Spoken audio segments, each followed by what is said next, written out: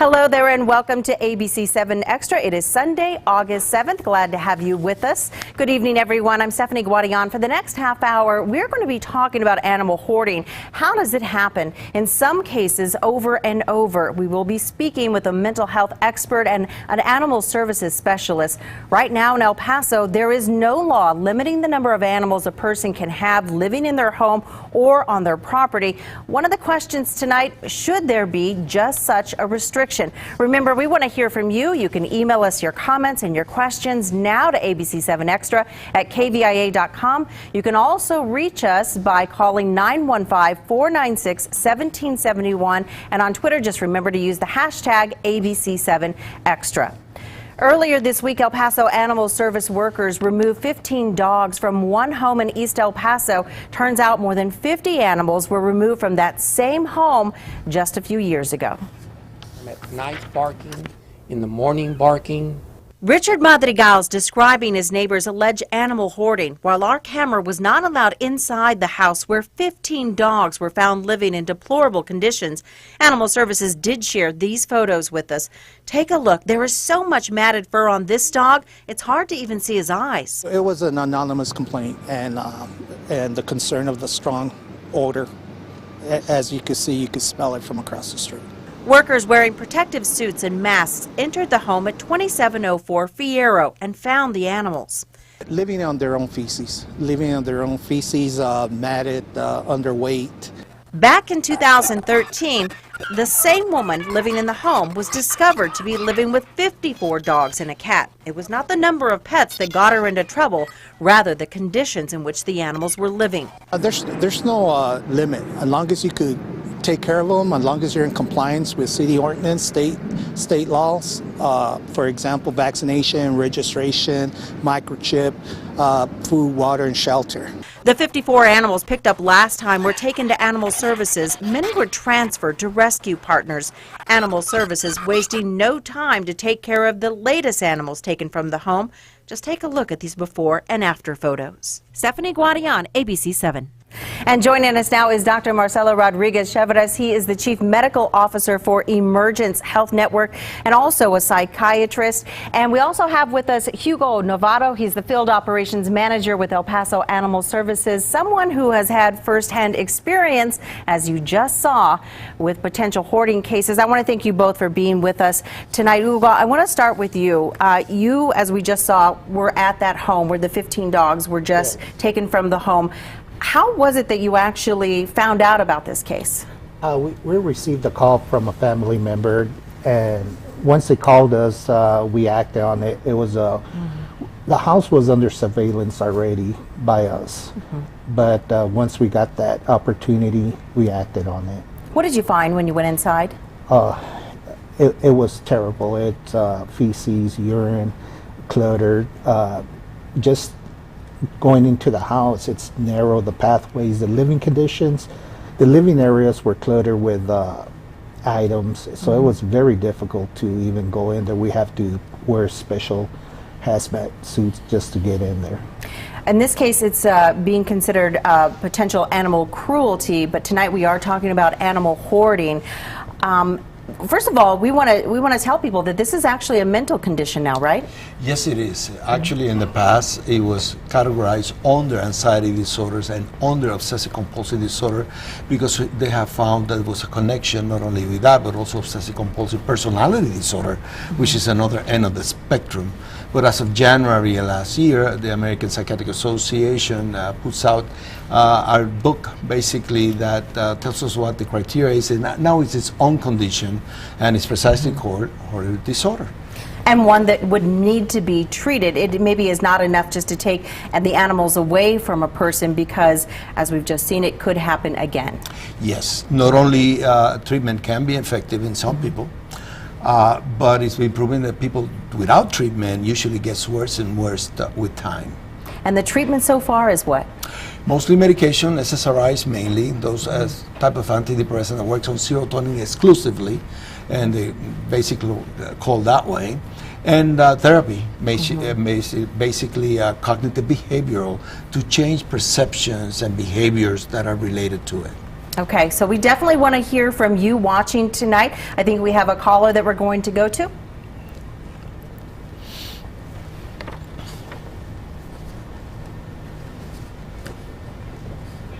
Maybe a little later? Hello? Right now? Yes, go ahead. Do you have a question or a comment? Yes, I have a comment. I live on the inside. I live on the east side, and I had some stray cats, and I called in, and I asked them what I could do about it, and they said that they didn't kill them anymore. That it's a no kill zone, but actually they do kill them slowly and a very bad death, because they spay and neuter them, and then they throw them back.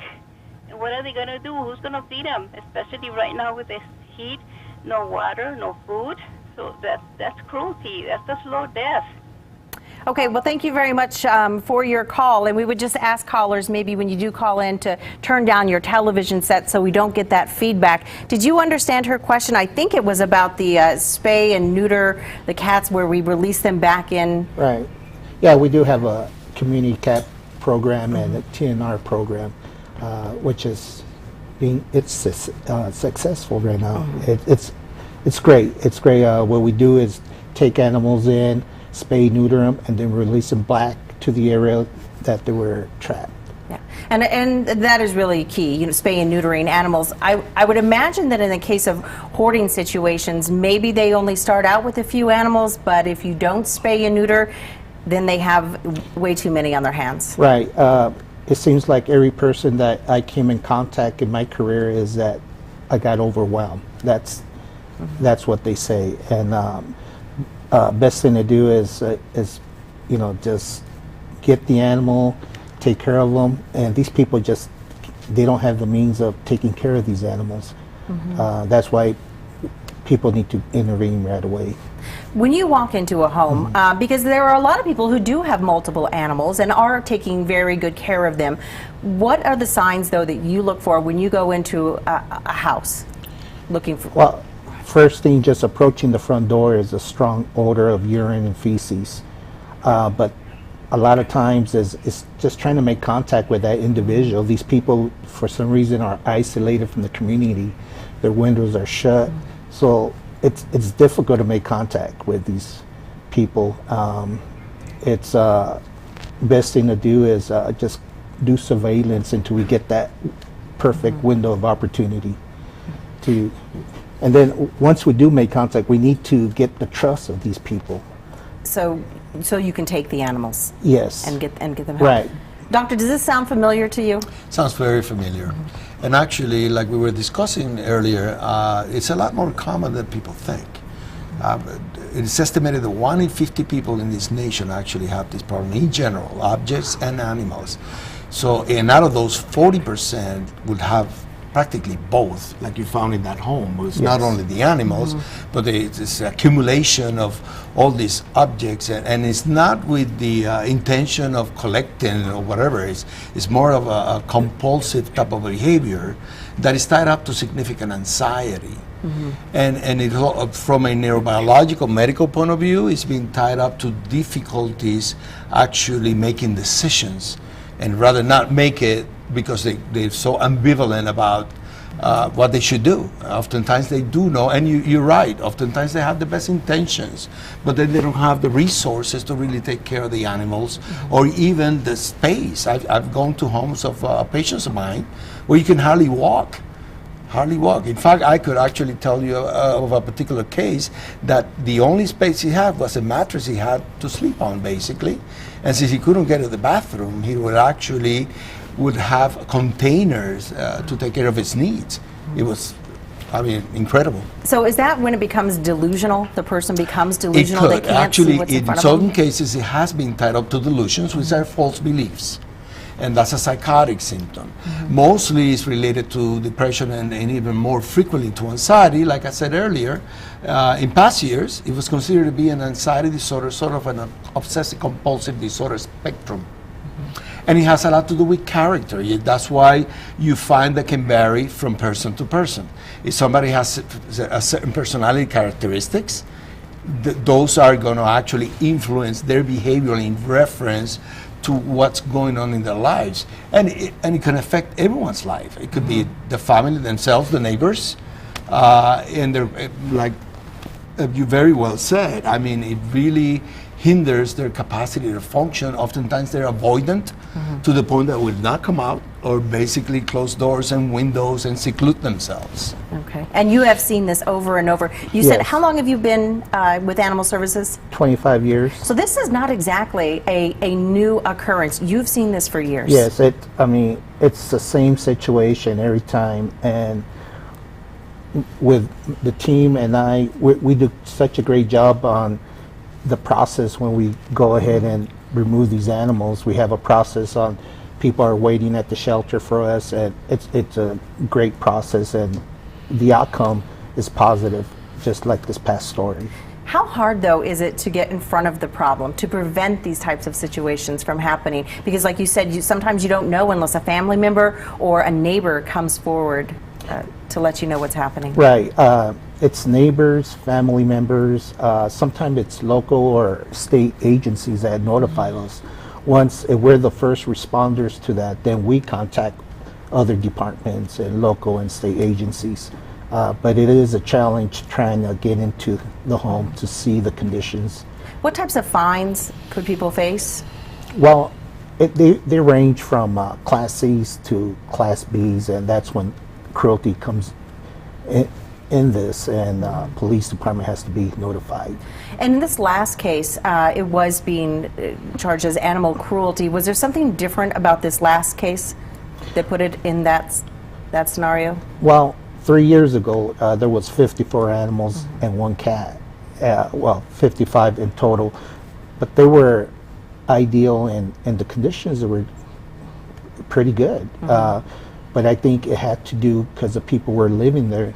This time, these animals were actually abandoned in this home, and they were living in their own feces. So that's where, if you saw the pictures, you saw the conditions that we're in. And so let me go back to you, Doctor. This person had been in trouble before, and I'm sure officials had talked to her, yet it happened again. Right. Well, obviously, I don't know personally the Right. case, so I cannot speak to the case in itself.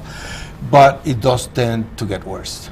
And it might not have to do with numbers, like this case reflects. It might have to do with the capacity to really take care of them, including abandonment, because they get overwhelmed. And again, oftentimes, the hope is that they will come forward and get treatment, but oftentimes they do not.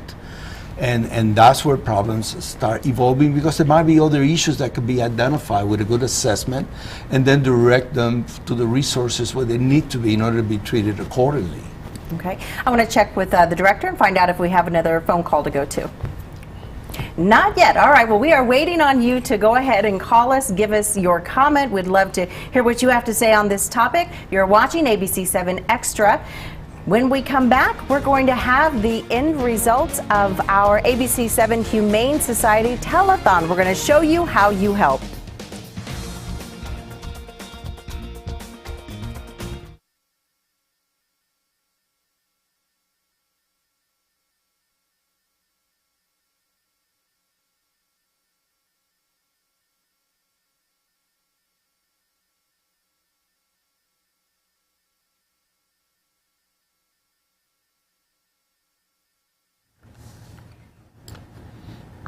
And welcome back to Sunday Extra. Before we get back to our guests, I want to take a moment and thank everyone who helped out with the ABC-7 Humane Society Telethon this past weekend. It was a huge undertaking, and one that really came from the heart from all of us here at ABC-7. Thanks to you, this year's Save a Life Telethon was a huge success. Because of your generous donations, we raised more than $129,000 for the El Paso Humane Society.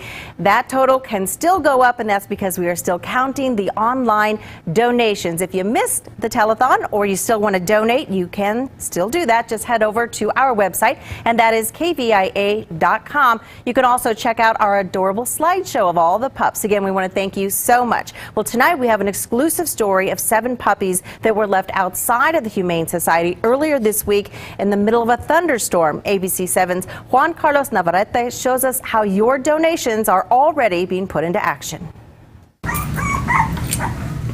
The cries of a litter of puppies as they play with their siblings.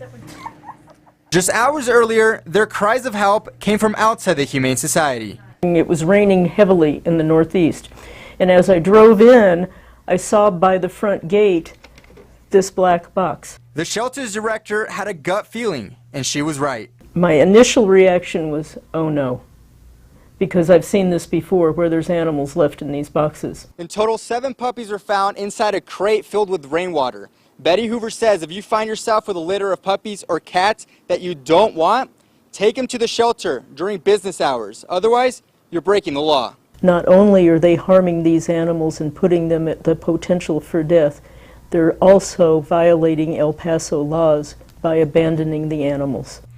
The puppies are now dry and getting a belly full of food. Betty Hoover says they should all grow up to be healthy dogs, and soon they'll be up for adoption. And the pups, we're doing the best we can with them. We're going to get them into our foster care program. They're going to a very experienced foster home that saved the lives of many, many puppies. And we hope that they are very quickly adopted. Again, joining me is Dr. Marcelo Rodriguez-Chevres. He is the Chief Medical Officer for Emergence Health Network and also a psychiatrist. And we also have Hugo Navarro. He is the Field Operations Manager with El Paso Animal Services, someone who's had a lot of experience. Actually, both of you have had a lot of experience with animal hoarding. We are taking calls tonight, and we have Irma from the Lower Valley. Irma, hi there.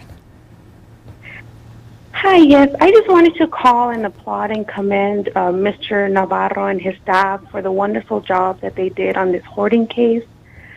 Because of his quick response and the staff of his, the response on his staff, they did a wonderful job, and I'm so happy to see that many of the animals are getting adopted. And I just wanted to say thank you, because a lot of times the community see them as the bad people, and they're not bad. Thank you very much for that call.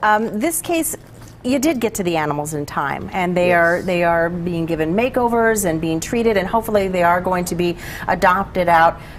Talk to us, though, on some of the more severe cases where maybe you did not reach them in time. Well,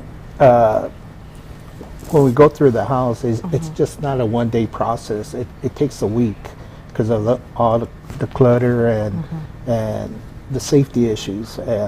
So we do find animals or carcasses of animals within the clutter. How does that happen? How can someone be living with a carcass of animals? Well, we go back to their indecisiveness, to their incapacity to make decisions. Although it would seem like common sense to most people, the brain in these people, you have to understand that it works differently. There's been an area of the brain already believed to be linked to these behaviors, basically because studies are showing that for this population, when they test those brains, it doesn't act the same as a normal person. The way they think, the way they respond, they might be overwhelmed with anxiety and their need to actually take care of these animals, but not having the resources. Because if you have the resources, it's a matter of level of functioning and quality of life, right? If you can maintain 10 dogs around you and feed them and fine, I don't know that the number is the issue. Is to recognize these people and actually get them the help they need. And they do need help. They do. We have a caller, Richard from the east side, I believe. Hi there, Richard. All right. You have a comment? Yes, ma'am. My name is Richard. I'm on the east side. And I'm calling just to put my point ahead, saying that I think people should have 2 or 3 dogs, have them limited. That's a good point, and a lot of people feel similar to how you feel.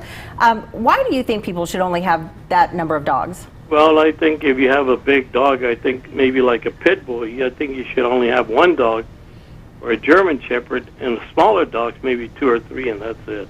All right. Well, thank you very much for your call.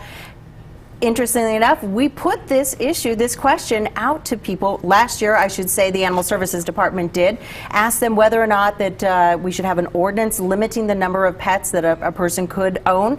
What did you find out? The committee was against that. There was an outreach. Actually, they were outraged that we would even consider putting a limit. A lot of people here in El Paso, the animals are part of the family. So how do you put a limit on family? Good question. And the people who have this disorder, they are definitely family, even more so. They're obsessively attached to these animals, right? That's a good word. And that's why, again, it was considered to be part of an obsessive-compulsive type of spectrum. Although then there were characteristics that were different. And remember how earlier I told you, even our personality, which is a product of our temperament and our character makes our personality, it's going to influence. If you're somebody that is more passive, aggressive, dependent, you're going to have even more trouble making those decisions that might seem to the naked eye such a simple thing to do. And for them, they might be overwhelmed with anxiety, even depression.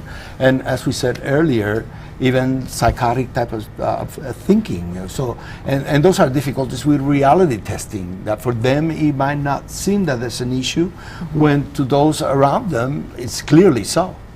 So if someone out there is watching and perhaps they have a family member who they think might be affected by this disorder, or they're wondering if they are, suggestions, advice for them tonight? Well, oftentimes, just like they do with the authority when they get concerns, they might need to actually take them by the hand to talk to their doctor. They don't have to go perhaps initially to a psychiatrist, psychologist, or a professional that can actually help identify the issue, offer some options, resources in the community, such as Emergency Health Network, and start the process of assessing what the issue is. Or oftentimes it's multifactorial. There are many other kinds of things to consider, but if you don't take the time to really look at that in depth, then you're going to be back to square one. And the issue is that as you go back to square one and you move forward, in all likelihood, it's not going to get any better. Okay. And have you found this in your many years with the Animal Services, that once you find a case, that it's just not an open and closed case, that this is something that you have to follow for maybe months, maybe years down the road? It's something that we definitely have to follow up. Just this past week, it's saying individual, and despite the fines and the violation, they continue this activity. They think they're doing good. In reality, they're doing harm to these animals. Yeah, we have another caller we want to go to real quick. This is Michelle from Chaparral. Michelle, hi there. What's your comment? Yeah, I was going to say that I do not think that there should be a limit on dogs, because some people can take care of many of them, whereas others can't even take care of one. Can I ask how many pets you have, Michelle? Well, I just have 2 right now, but I've had up to 24 because I used to breed and show dogs.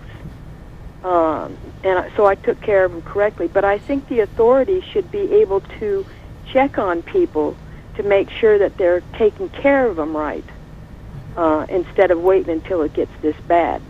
All right. Well, thank you very much for your call. Is that even possible to go out and check on everyone's homes? And no, we depend on the community to call us. That's the best way to get notified if the involvement of the community, neighbors, families, even local agencies, police, they come across this, they will call us. That's the best way to do it. But it's impossible to check everybody. Do pet owners they have to register their animals though, right? Yes, within the city limits, you do have to register them. Okay. Yearly. All right, we're going to go to break real quick. Remember, you're watching ABC-7 Extra. Still ahead, we're going to take some of your comments and your questions again on today's topic. The number 915-496-1775. We're also going to have some of your Facebook comments on tonight's topic. We're back right in a minute.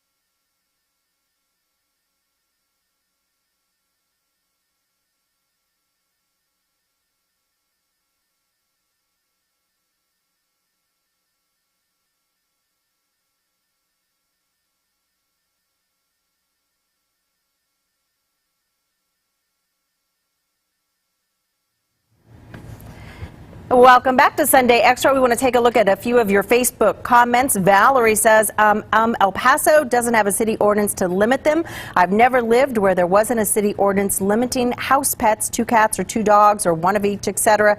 As an example, even HOAs have house pet limit regulations. Joaquin says, I think 3 dogs and 3 cats should be the limit. Not everyone vaccinates their animals and keeps up with yearly vaccinations, microchipping, and etc. Stella says, I think if one has the finances to care for their pets with proper grooming, vet visits, and a clean yard, well, it's nobody's business. We want to go back to the calls right now.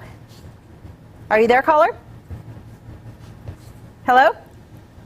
Yeah, listen, in 1974, 75, and 76, I was still in high school, and I was employed by the city of El Paso to actually go door to door knocking on people's homes and actually taking surveys and asking for people to provide us their license or registrations for the animals that they had.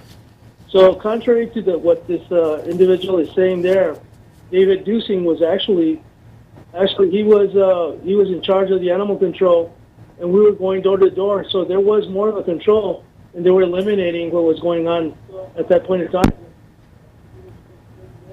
Okay, well, thank you so much for that call. So did you have more manpower back there? I imagine the city was smaller.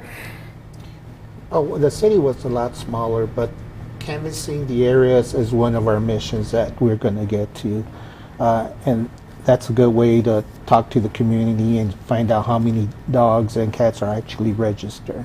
But we also deal with Socorro, Clint, Vinton, Anthony, and Horizon. So it's pretty tough. That's a lot of work. Yes, now, you mentioned that when hoarding situations happen, that people can be placed on a no adoption watch list, but that doesn't solve the problem. Tell us why.